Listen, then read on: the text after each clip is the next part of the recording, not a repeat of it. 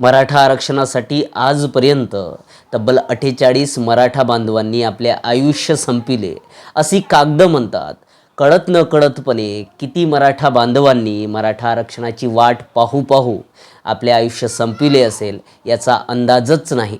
आता पुन्हा एका मराठा लढवय्या मावळ्याने मराठा आरक्षणासाठी आपलं आयुष्य संपविलंय. सुनील कावडे यांनी मुंबईमध्ये गळफास घेऊन आपलं आयुष्य संपविलंय.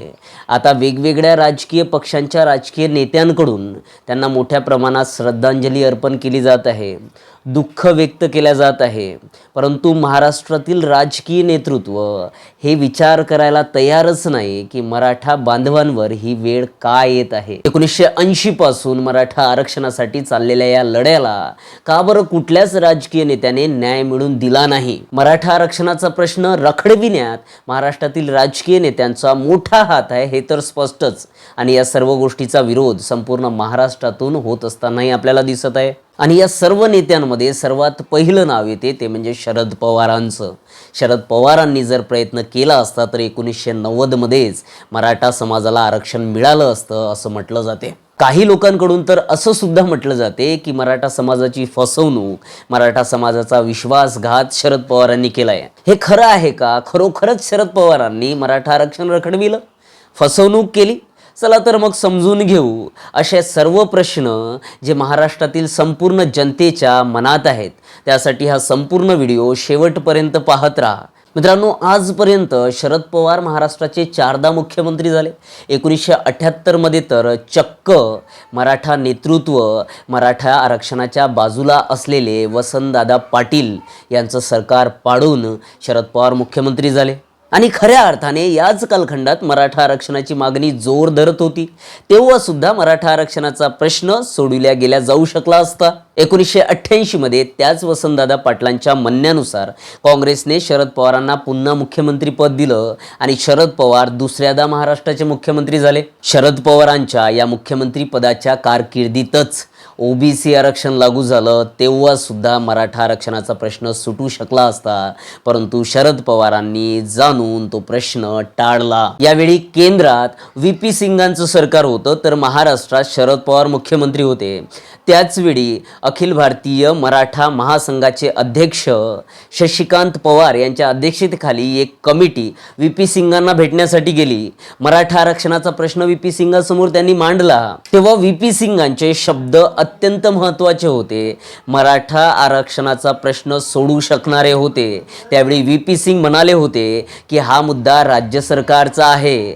जर शरद पवार मराठा आरक्षणासाठी रिकमेंडेशन देत असतील तर नक्कीच आरक्षण देण्यात येईल. नंतर तीच कमिटी महाराष्ट्रात येऊन शरद पवारांना भेटली. शरद पवारांनी हा मुद्दा गांभीर्याने न घेता मराठा समाज हा महाराष्ट्रात मोठ्या भावाच्या भूमिकेत आहे, जर मोठ्या भावालाच आरक्षण दिले जात असेल तर समाजामध्ये खूप चुकीचा मेसेज जाईल असं म्हणत शरद पवारांनी खूप हुशारीने मराठा आरक्षणाचा प्रश्न टाळला. त्यानंतर 1990मध्ये तिसऱ्यादा आणि 1993मध्ये चौथ्यादा शरद पवार महाराष्ट्राचे मुख्यमंत्री झाले. याच दरम्यान ते केंद्रात संरक्षण मंत्री सुद्धा राहिले. तेव्हा सुद्धा ते मराठा आरक्षणाचा प्रश्न सोडवू शकले असते. या सर्व गोष्टी सॉल्व करू शकले असते ज्या शरद पवारांसाठी अत्यंत सोपी होत्या. अंतरवाली सराटी येथे जेव्हा मनोज जरांगे पाटील मराठा आरक्षणासाठी आमरण उपोषणाला बसले होते तेव्हा या उपोषणाला भेट देण्यासाठी शरद पवार गेले असता गावाच्या बाहेरच मराठा बांधवांनी त्यांचा ताफा अडविला. मोठ्या प्रमाणात त्यांच्या विरोधात घोषणा देण्यात आल्या. मोठ्या प्रमाणात शरद पवारांना प्रश्न करण्यात आले की मागील 40 वर्ष आपण मराठा आरक्षणासाठी काय केलं, मराठा आरक्षणाचा प्रश्न का सोडविला नाही. आज हेच शरद पवार केंद्र सरकारने मराठा समाजाला आरक्षण देण्यासाठी 50% मर्यादा संसदीय कायदा करून वाढविण्यात यावी अशी मागणी करत आहेत. परंतु हेच शरद पवार 2004 ते 2014 दरम्यान UPA सरकारमध्ये एक शक्तिशाली मंत्री होते. तेव्हा का बरं त्यांना हे सुचलं नाही आणि त्यांनी तेव्हा का असा कायदा करून घेतला नाही असे प्रश्न मराठा समाजाकडून शरद पवारांना आज विचारल्या जात आहेत. महाविकास आघाडी सरकारच्या स्थापनेच्या वेळी 2019मध्ये शरद पवारांना मराठा आरक्षण विषयक प्रश्न विचारण्यात आला होता.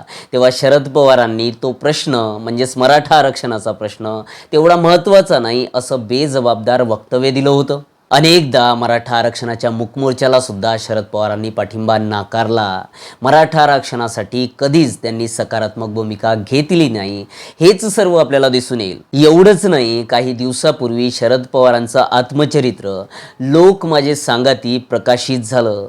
ते जेव्हा आपण वाचतो तेव्हा आपल्या लक्षात येईल की त्या आत्मचरित्रामध्ये सुद्धा शरद पवारांनी मराठा आरक्षणाच्या विरोधातच भूमिका मांडलेली आहे. मागील 40 वर्षात महाराष्ट्रात अनेक सत्ता येऊन गेल्या म्हणून फक्त शरद पवारांना दोष देणे चुकीचेच. परंतु हेही खरे की जर शरद पवारांनी मराठा आरक्षणासाठी प्रयत्न केले असते तर केव्हाचं मराठा आरक्षण मिळू शकलं असतं. कारण तेव्हा सुद्धा आणि आता सुद्धा राजकारणातील शक्तिशाली व्यक्तिमत्व म्हणून शरद पवारांना ओळखलं जाते. आय होप हे सर्व पाहिल्यानंतर आपल्या सर्वांना सर्वच्या सर्व प्रश्नांची उत्तरे मिळाली असतील. आता आपण कमेंटमध्ये सांगा की खरोखरच शरद पवारांनी मराठा समाजाची फसवणूक केली का?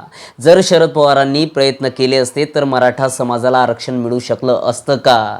आणि खरोखरच शरद पवारांमुळे आजपर्यंत मराठा आरक्षण मिळू शकलं नाही का? मित्रांनो, आजच्यासाठी एवढंच. व्हिडिओ योग्य वाटत असेल तर लाईक आणि शेअर करायला विसरू नका. अशाच प्रकारचे व्हिडिओ पाहण्यासाठी आपल्या यूट्यूब चॅनलला सबस्क्राईब करून घ्या.